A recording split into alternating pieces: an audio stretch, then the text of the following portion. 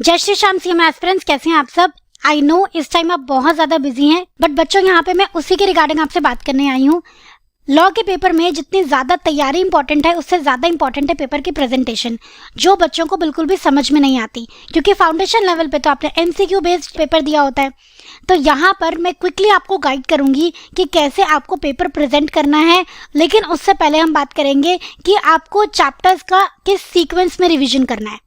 तो प्लीज पूरी वीडियो देखिएगा। सबसे पहले हम बात करते हैं इंपॉर्टेंट चैप्टर्स के बारे में। मेरा ऐसा मानना है कि सबसे पहले आपको कॉर्पोरेट लॉ रिवाइज करना चाहिए, उसके बाद आप आ जाएंगे कमर्शियल लॉज पे, देन आप स्किप कर जाएंगे एथिक्स पे। क्यों? क्योंकि एथिक्स की और इंडस्ट्रियल लॉज की दोनों की वेटेज इक्वल है, पर एथिक्स का कंटेंट काफी कम है। बहुत जल्दी उसको रिवाइज कर लोगे और जितना ज्यादा आप मार्क्स का पोर्शन खत्म करोगे, उतनी ज्यादा आपको कॉन्फिडेंस आएगा। उसके बाद लास्ट में आप आ जाना इंडस्ट्रियल लॉज पे। तो ये तो आपका हो गया रिवीजन का सीक्वेंस। अब हम देखते हैं कि आपको पेपर में प्रेजेंटेशन कैसे करनी है, किन किन बातों का ध्यान रखना है। सबसे पहली बात, आपको पेपर नीट करके आना है, मतलब आप कटिंग्स को अवॉइड करेंगे, कटिंग मिनिमाइज करेंगे। दूसरी चीज, बड़े बड़े पैराग्राफ्स नहीं लिखेंगे, छोटे छोटे पैरा पॉइंट्स में आंसर करेंगे। पैरा पॉइंट्स मतलब 2 लाइन लिखी, फिर स्पेस छोड़ा, फिर 1 पॉइंट लिखा, फिर स्पेस छोड़ा, फिर 1 पॉइंट लिखा। छोटे छोटे पैराग्राफ बनाओगे या पॉइंट्स में आंसर करोगे। एक पेज पे आप लिखते जा रहे हो, ना कॉमा, ना फुल स्टॉप, ना लाइंस छोड़ना, ऐसा नहीं करोगे।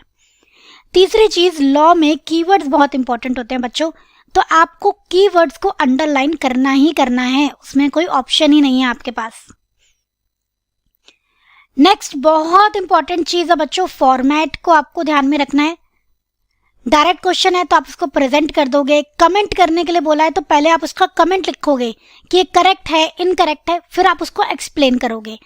अगर आपका डिफरेंस बिटवीन का क्वेश्चन है तो आपको डिफरेंस बिटवीन को हमेशा टैबुलर फॉर्मेट में लिखना है, जहां पे आपको पहले तो बेसिस का कॉलम बनाना बहुत जरूरी है। ये मोस्टली बच्चे भूल जाते हैं। तो बेसिस का कॉलम और आपको फिर डिफरेंस जिनका लिखना है उनका कॉलम बनाओगे। अगर केस स्टडी बेस्ड क्वेश्चन है तो उसको आपको 3 पैराग्राफ में आंसर करना है बच्चों।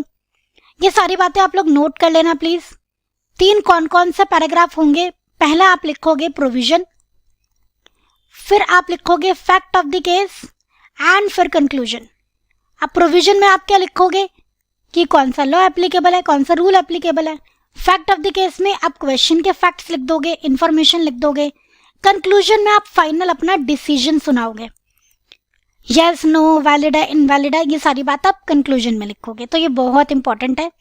ऐसे कुछ भी आप लिख के आ जाओगे, भले ही आंसर करेक्ट होगा पर पूरे मार्क्स नहीं मिल पाएंगे। 5th इंपॉर्टेंट बात बच्चों, हैंडराइटिंग नीट रखनी है।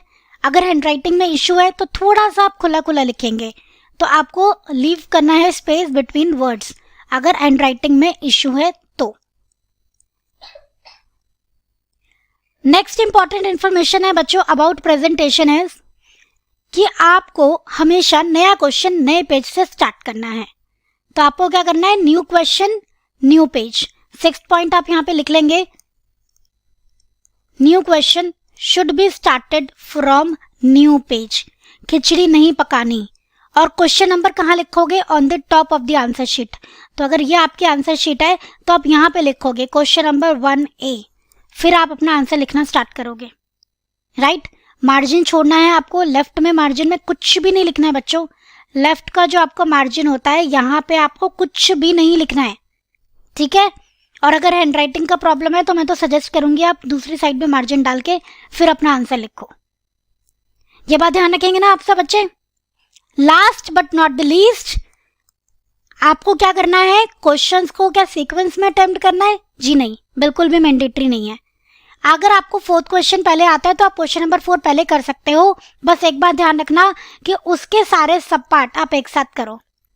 क्वेश्चन नंबर 4 का A करो, क्वेश्चन नंबर 4 का B करो, फिर नेक्स्ट क्वेश्चन पे जाओ। नेक्स्ट आपका मन करता है क्वेश्चन नंबर 1 अटेम्प्ट कर लो, पर उसके भी पार्ट्स आपको एक साथ करने हैं। ये सही तरीका है। ऐसा नहीं पहले क्वेश्चन नंबर 4 का A कर लिया, फिर क्वेश्चन नंबर 1 का B कर लिया, फिर क्वेश्चन नंबर 2 का फिर A कर लिया। No, this is not a correct way. ये आपको ध्यान रखना है। तो ये सारी बातें ध्यान रखो, अपना पेपर प्रेजेंटेशन बहुत अच्छे से करो। क्योंकि लॉ में पेपर प्रेजेंट करना भी बहुत इंपॉर्टेंट होता है बच्चों, ये आप समझ गए होंगे, ठीक है ना। नोट डाउन कर लेंगे। और सबसे इंपॉर्टेंट पॉइंट तो आपके हैं, जो कीवर्ड्स को आपको अंडरलाइन करना है, फॉर्मेट को ध्यान रखना है और बड़े बड़े पैराग्राफ में आंसर्स नहीं करना है। ये 3 तो सबसे ज्यादा इंपॉर्टेंट है, इनको तो आप बिल्कुल भी मिस नहीं करोगे। तो आई होप ये वीडियो आपको यूजफुल लगी होगी। तो फटाफट से इसको अपने फ्रेंड्स के साथ शेयर कर दो, लाइक कर दो। अगर चैनल पर नए हो तो चैनल को सब्सक्राइब कर लो, ताकि और ऐसी अमेजिंग अपडेट्स, अमेजिंग नॉलेज आप तक पहुंचती रहे। तो आज का सेशन मैं यही एंड करती हूँ बच्चों। Thank you so much. मिलते हैं नेक्स्ट सेशन में। जय श्री श्याम।